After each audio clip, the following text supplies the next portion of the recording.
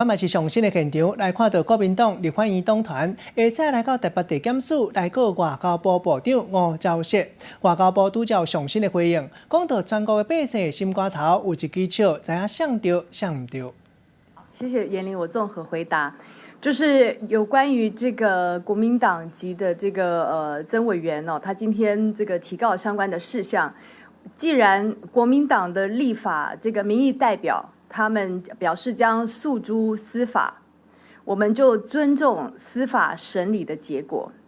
但是外交部不会容忍任何人对于执行公务当中的外交部的文官进行言语的暴力或者是肢体的暴力。我们要这样做以维护文官的一个尊严跟安全。国民党籍的民意代表对于外交部基层同仁的肢体的侵犯证据充足，外交部已经提交到相关的警政单位进行侦查。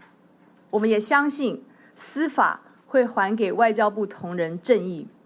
我们也相信委员们他们的所作所为，全国民众自有公平。